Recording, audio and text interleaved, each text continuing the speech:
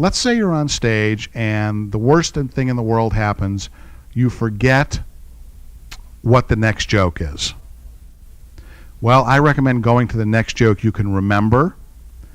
You do not want to show fear. This is the kiss o' death. If you show even the smallest bit of fear, the audience will turn on you. They will know you're not a professional. The best thing you can do, if you completely forget where you are, is just to smile, take a deep breath, look down and around at the audience, and just take a moment of silence to do that. And they will think, wow, this person's really confident, and they'll start to feel a little bit nervous. So you've now shifted the nervousness. They're going, gee, he's smiling at us. He or she is smiling at us. And what are they going to do next? Do not show fear. Let's say a joke doesn't work. You remember the wording, but there's no laugh. What do? You move on to the next joke. That's what you do. You do not point to a mistake. We do not point to a mistake. Many comedians at open mics who are not that funny yet are getting most of their laughs from the fact that their jokes are not working. After a joke that doesn't work, they'll say, oh, I guess I'll never do that one again. That one really sucked. Or they pull a piece of paper out of their pocket that has the joke on it, they crumble it up, throw it over their shoulder and go, I'll never do that joke again. And they're getting the laughs based on the fact that the material is not working. We will never, ever do that. Everything that happens on stage, as far as the audience concerned, is happening exactly the way you want it to. So if you don't get a laugh with a joke, that's because you didn't mean to get a laugh with a joke. That is just something that's leading to the next joke. You must show confidence when you're on stage, whether you are confident or not. Let's say things are going very, very badly. None of the jokes are working. The best thing you can do is slow down. If you're doing really, really well on stage and the audience loves you, slow down. The key is to slow down, because what happens is when you tell a joke and they don't hear that setup of the joke very well, the information portion of the joke, the key word of the joke, pickles, remember, then the joke will not work. So in your mind, when the joke doesn't work, I better get to the next punchline as quickly as I possibly can. So you speed through the setup of the joke and they don't laugh again. And you tell yourself, I better get to the next laugh as quickly as I possibly can. So you speed through the next setup, and it's a snowball effect. So slow down. Make sure you're emphasizing those key words. Let's say you're killing. They love you. You're doing great. The worst thing you can do is get cocky. Don't get cocky. Kiss o' death.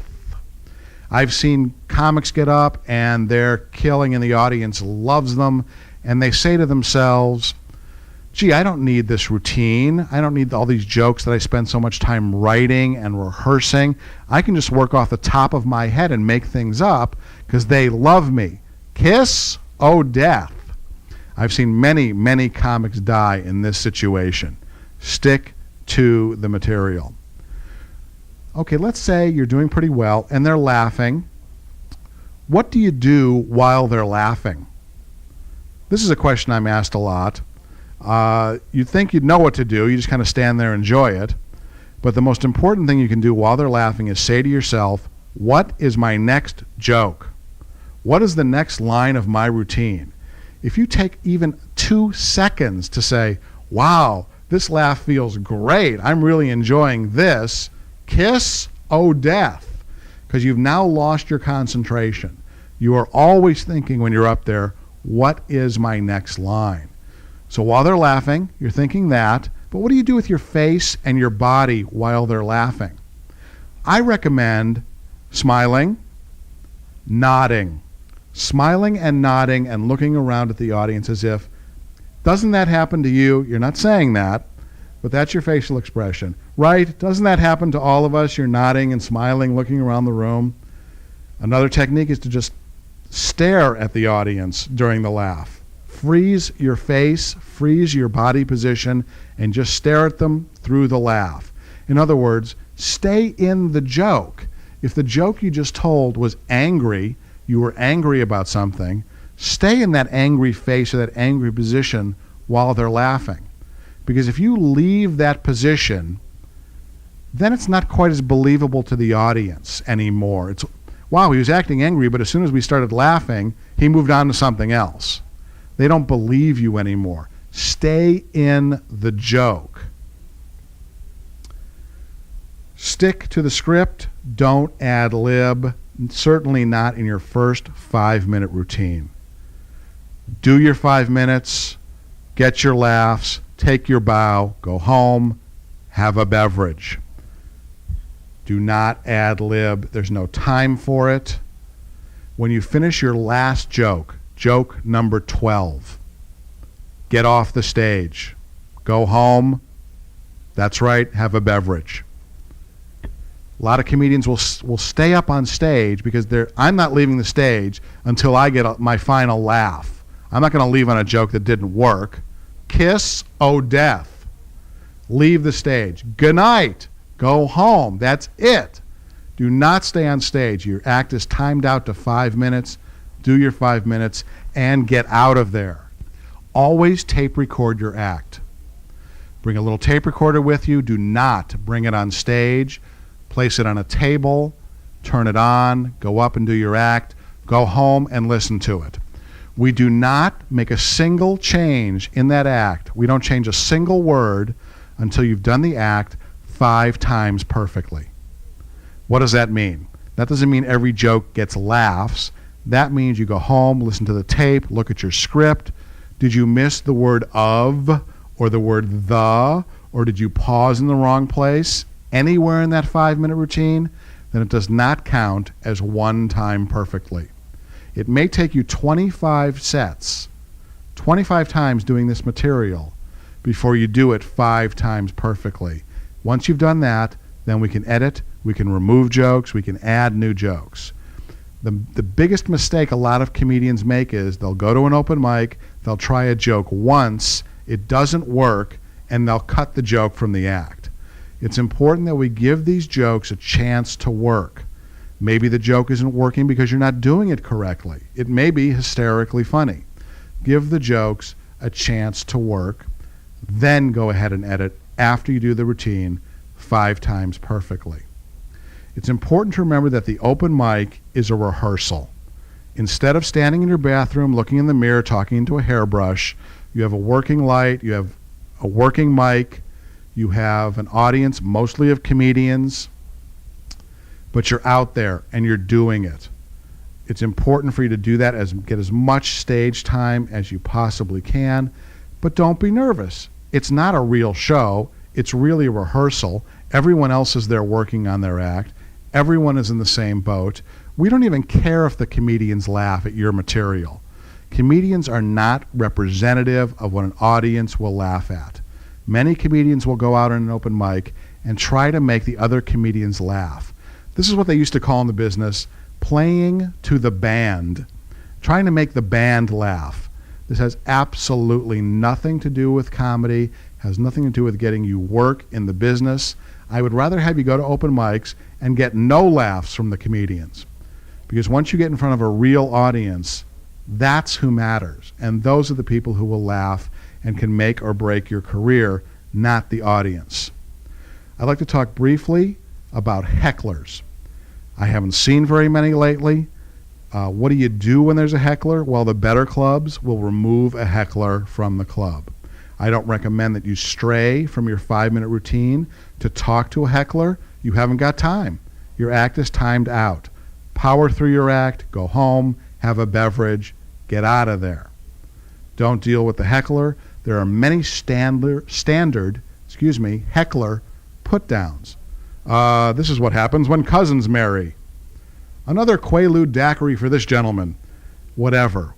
Go home and write your own list of heckler put-downs if you want to, and later on in your career when you're more comfortable working as a comedian, you can pull them out and use them when you need to. But as a new comedian, do not deal with a heckler.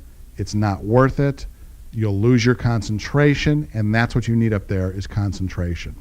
We have a lot to talk about, We've already talked about being an open micer. We are now going to talk about the rest of the chain of command of stand-up comedy.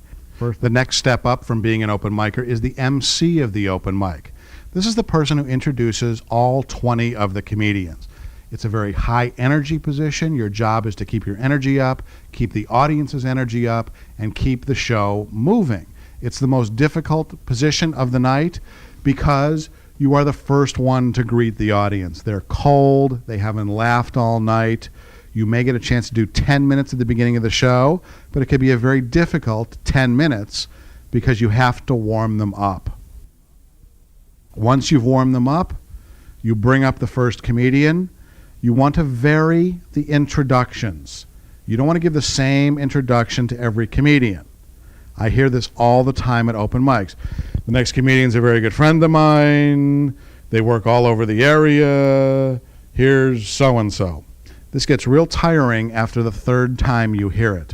So go home and write various introductions. Of course, you'll be asking the comedians, what do you want me to say about you? And most of them will be unprepared, and they'll say whatever you want, in which case you'll say, this is a really funny person. They work all over the area. Okay, we've heard it. We're tired of it. Write some fresh introductions. A theme is not a bad idea. For instance, astrological signs. The next comic is an Aries, and he enjoys so-and-so.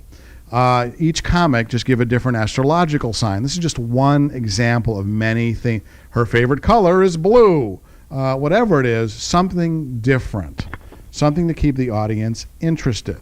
It's important to have the same level of energy for comic number 1 as when you're introducing comic number 20 at 2 o'clock in the morning.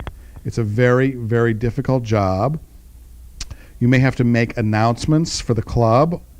For instance, on Tuesday night we have karaoke. Whatever it is, they will have announcements. Make sure you're getting people's introductions correct if they give you an introduction. Make sure you're pronouncing their name correctly. And it gives you a chance, as the MC of the open mic, to use the spare jokes you have lying around that did not fit into your 5 or 10 minute routine. Just because they didn't go with anything else, they're equally as funny. You may use those jokes in between comedians. I don't recommend doing jokes between every comedian because you want to make sure the show is moving smoothly. If you're paying attention to the show and you're listening to the comedians, and one of the comedians is talking about the airlines, and you happen to have a spare airline joke, when that comic comes off stage, you get up on back up on stage and you say, you know, Susan was just talking about the airlines, and then you've got an airline joke, and you look like a genius. So pay attention to the show. Make sure that you're using all of those spare jokes that you have. Never leave the stage bare. For instance, the comedian should not finish his act, say thank you, leave the stage, and where are you to be found?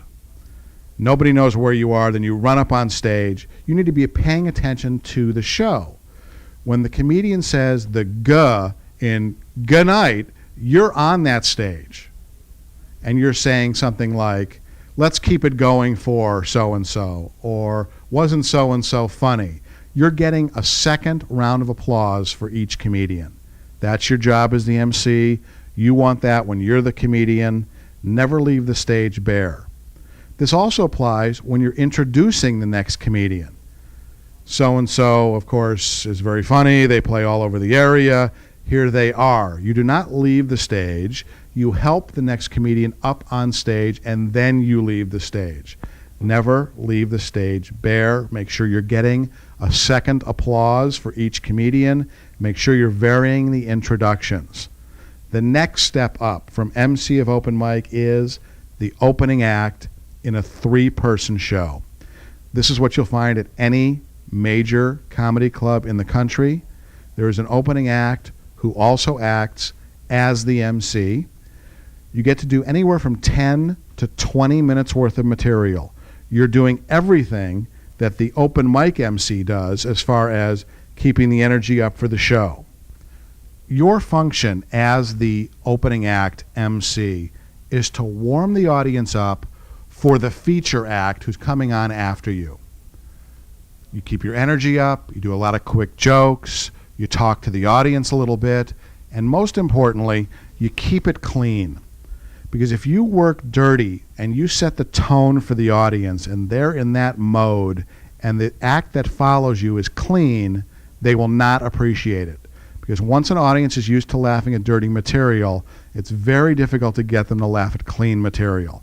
So make sure you're keeping it clean. You want to ingratiate yourself to the next act. You want to ingratiate yourself to the club. Set a proper tone for the show. Oftentimes, you'll do your 10 or 20 minutes. You'll introduce the next act who's going to do 30 minutes. And then you'll come back on stage to introduce the headliner. Now, sometimes the headliner wants you to do material before you bring them up because they're not crazy about the middle act, the 30-minute act, and they need a buffer of some kind. So you may get a chance to do another 5 minutes or so before the headliner. And then, of course, you'll bring up the headliner with all of his credits and so forth and get the audience whipped up into a frenzy. And then you'll close the show after the headliner does his time, which could be as much as an hour. And you'll make some more announcements, and you'll tell people to drive carefully, etc. This is the hardest job of the night, the MC, the opening act. You get paid the least amount of money, and it is the most difficult job. But it's helping you develop a thick skin so that when you move up to the next stage, which is the middle act or the feature act, you'll be ready to do that. It's either called the middle or the feature. It's usually 30 minutes worth of material. The opening act does 10 to 20. The feature or middle act does 30 minutes approximately. Again, the most important thing I can tell you about this is keep it clean so that the headliner, if they work clean, will not have a difficult time with the audience. Keep the tone of the show clean. Do 30 minutes. This can be a little bit more mellow. You don't have to be quite as much Mr. or Mrs. Energy. Take it easy. You can tell some longer stories. Now, we talked about having, 5-minute routine as an open micer, 4 subjects, 3 jokes within each subject. If you're a middle act, you might talk about 10 different subjects and have 8 or 10 jokes about each subject. You've got the time to talk about it. You can relax. You don't really have to talk to the audience as far as, hey, where are you from kind of thing. That's more the MC's job. You can be a little more story-oriented. You can tell longer stories as the middle or feature act. You are also serving a purpose. You are warming them up, keeping them laughing for the headliner. Very, very important. You want to make sure that headliner is happy because if that headliner plays that club often, you want to make sure that they're recommending you to work in that club whenever they come to play that club. The next step up in this chain of command of comedy is the headliner. Headliner can do anywhere from 45 minutes to an hour and a half. I saw George Carlin do 3 hours once, so anything is possible. As a headliner, you can tell much longer stories. You can really relax. You can sit down. You can wear t-shirt, tennis shoes, and jeans. You can be a little dirty if you want to. The bottom line is you can do anything you want as the headliner. You've paid your dues. You've played the game correctly. People are coming to see you. It's your name on the marquee. The opening act and the feature act are really there to serve the purpose of warming the audience up for you, the headliner. Now, I don't recommend getting too lazy as a headliner. You certainly want to mix new material in. People are certainly coming to hear a medley of your hits. They want to hear the jokes, their favorite jokes, the ones you tell the best, that you've been telling the longest, and you want to give them that, but you also want to be weaving in new material all the time if you want to have a long, successful career. Now, if you want to be a headliner for a very short period of time, sure, do whatever you want. Don't worry about it. Enjoy it. That's certainly your prerogative. So the headliner can do whatever they want, dress however they want, have a great time. You've earned it. You deserve it. Let's talk about getting work in the business. How do you get work? Who do you talk to? Do you get an agent? I can tell you right now, an agent is not usually does not work with opening acts or middle or feature acts. They can't make any money. They make a percentage of what you make. They're usually not interested in you unless you're a headliner and you're making money. So most of the opening acts and the middle or feature acts get their own work. The best way to get work is to do everything we've talked about in this tape so far.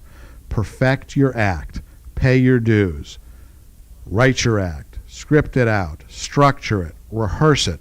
If you are an open micer and you want to get work in the business, show up to the open mics that happen to be comedy clubs. Many of the open mics are in coffee houses or they're in bars, and they really don't hire comedians. But many top comedy clubs have open mics, and they need to see you. They need to see that you're serious about this, that if they have an open mic on a Sunday night, show up every single Sunday night. Let them know you're serious.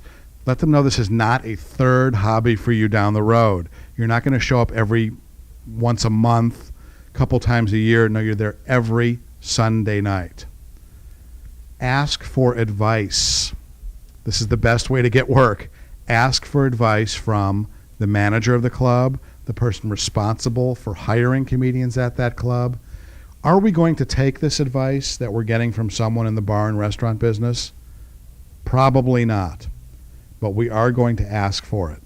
And we're going to stand there and smile and nod our head and say, yes, excellent idea, wonderful idea. I will use that in my act. They need to feel as if they're taking you under their wing and they're bringing you along. It's very important to get their advice. So when you're about to go up and do your set at the open mic, go up to this person and say, gee, if you get a chance, I'd love you to watch my act and give me some advice. That's all you need to say. Go up, do your act, come off stage, find this person and say, gee, did you get a chance to see the act, and do you have any advice for me? At this point, they'll talk for about a half an hour where you're nodding and smiling and listening. Fine. They're going to remember you next time. They're going to feel like they're somewhat responsible for your career. Continue to do that. Continue to ask them for advice. They will not even remember the advice 2 weeks later. So don't worry that you're not changing your act. It's important to be nice to people who work in the club if you want to be hired there, especially if you want to be rehired in a club. Find out the names of the people who sell the cocktails, the bartender, the wait staff, the doorman, the bouncer, etc. You're a nice person. Be a nice person to them. Ingratiate yourself to the people who work in the club. Many times the people in the club are sitting around after hours and they're talking about who they're going to hire, who's going to be coming in, and they're going to say, well, gee, Dave is such a nice guy. His act is really good. If your name comes up in conversation, that can only help you get work in that club. I also recommend developing a relationship with the manager of the club. If the manager likes to go fishing, you like to go fishing. If the manager has a dog, you have a dog. Whatever it is, these are kind of strange examples, but the idea is to get to know these people on a personal level. They've got people coming in at them all the time, trying to get work in their club, who are basically saying, hi, I'm so-and-so, hire me. The last thing you're going to say to these people is, hire me. Hopefully that will work into the conversation at some point, but you want to get to know them as people. The comedians I know who get a lot of work spend 3 hours a day on the phone. They're calling all over the country. They're talking to every club in the country, every booking agent, every agent, trying to get work. The funniest people in the comedy business do not work. They sit home and they wait for the phone to ring, and this business does not work that way. The funniest people don't work. It's the go-getters who work. It's the go-getters who keep their blinders on and don't listen to all the negative criticism, keep their eyes set on their goal. These are the people who work. Be persistent. You're talking to a manager on the phone. You hear the dog barking in the background, and you say, oh, I have a dog. Oh, you have a dog? Great. Talk about the dog for 20 minutes and then ask them about work. Network with other comedians. That's a great way to get work. Find out from the other comedians what clubs are presently booking comedians, who their agent is, if their agent will be willing to look at you, who they're sending tapes to get work, etc. That's the only reason you need to network with other comics, is to find out where the work is. I mentioned a demo tape, a tape that is representative of what you do in clubs. It's usually filmed in a club where you have a really great set, you're doing really well, it's a high quality tape, usually no longer than 10 minutes. And you can send this tape out to every club in the country, follow it up with a phone call, see if they've watched the tape, and that's one way for them to get an idea of what you're capable of doing and if they want to hire you. Even better than a demo tape is a guest set. A guest set is when you actually go to that club and they have a regular comedy night. There are 3 comedians, an opening act, a feature, and a headliner, and you're brought on as a guest after the opening act. The opening act does 15 minutes and says, hey, we've got a very special drop-in guest tonight, not on the bill, very funny so-and-so, here he is, here she is. And it's the best spot of the night because the audience is already warmed up after the opening act. And this gives the club owner a chance to see what you look like in their club. Are you right for their room? Much better than a demo tape. A guest set is the best way to get hired. You might want to take a trip. You might want to travel across the country, invest some time and money in yourself, driving around, setting up these guest sets in hopes that the next trip you make across the country, you'll have all paid gigs. How do you get the guest set? Well, you call them. Let's say, for instance, you live in California. You call a club in Idaho. You say, hi, I'm a California comic. Already they're impressed. You're from California. And you say, I'm a working comic. I'm going to be on the road. I'll be passing through Idaho the week of March 7th. I'd love to come in and show you what I'm capable of doing. They're usually impressed by that. They're usually happy to have you come by and do 10 minutes for free. And they get a real good chance to see what you look like in their club. It's the best way to get hired. It's important for you to have a headshot, a picture of yourself with your name on it that you can send out if you're sending out a demo tape, or when you're performing in a club, they can put that picture up for the audience to see. It's important to have a resume. A comic's resume is very, very simple. It has your name at the top of the page, a phone number, clubs you've played. Even if they're open mics, list those clubs. The next section should be for performed with. Everyone you've ever been on stage with. Of course, if there are some big names who stopped by at an open mic and you were on the stage that night, Robin Williams drops in and does 5 minutes out of nowhere. He goes on your resume because you were also on that stage that night. Performed with Robin Williams, Joe Schmo, whatever it is, list it. Make it look big. Fill up the page with all the clubs you played, all the performers you've played with, any special skills you may have, whether it's impressions or juggling. If you have any acting training, or you have, for instance, I'm your comedy coach, you'd put Neil Lieberman, the comedy coach, with my phone number. If they wanted to call for a reference, fine, I'm happy to do that. These are all things you need to be a working comic. A demo tape, headshot pictures, resumes. Try to do as many guest sets as you possibly can. Normally, at this point of the seminar, people ask questions. There's quite an extensive question and answer period, and since you could go ahead and ask a question, I won't be able to hear it. So here's a list of the frequently asked questions during the seminar. Number 1, can you learn to be funny? The answer is no. But you can learn to be funnier. Everyone has that bud of a sense of humor in them. And what I do as a comedy coach is try to bring that out of you. What is your natural sense of humor? What is your natural rhythm of speaking? How can we turn you into a stand-up comic? Question number 2, what does a comedy coach do? The answer is a comedy coach teaches the basics of stand-up comedy. Writing, structure, technique, timing, presentation, how to lose your fear of performing, as well as how to get work in the business.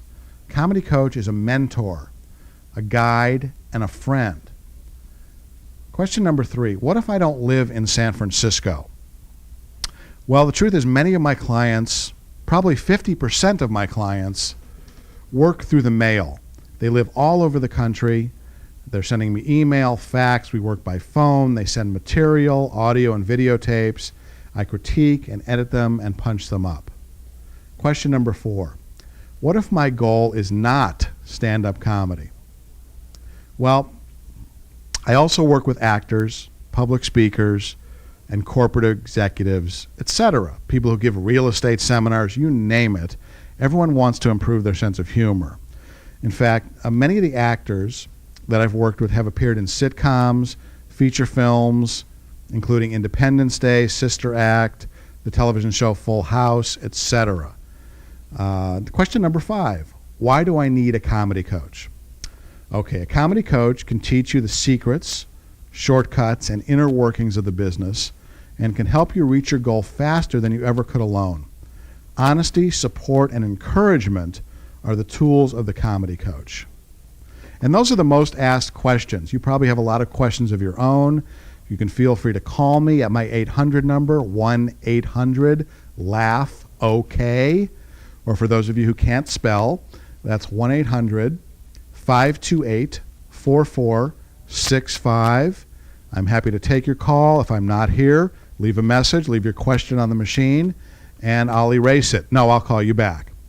The bottom line is, if you're serious about improving your comedic skills and can commit to 8 hours of coaching, I'd be happy to discuss working with you.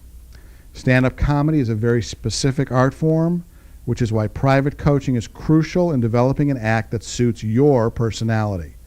As I learn more about you, your speech pattern and sense of humor, the easier it becomes to help you develop an act that sounds like you and not like everyone else. My schedule is extremely tight, but if you're serious and stand-up comedy is a priority, I will find a space for you. If you remember anything at all from this tape, it's to keep your blinders on. There will be many, many distractions, people, drugs, alcohol, people telling you to get out of the business. If your dream is to become a stand-up comic, and you can set your sights and not be distracted, and you're a go-getter, you're going to make it in this business.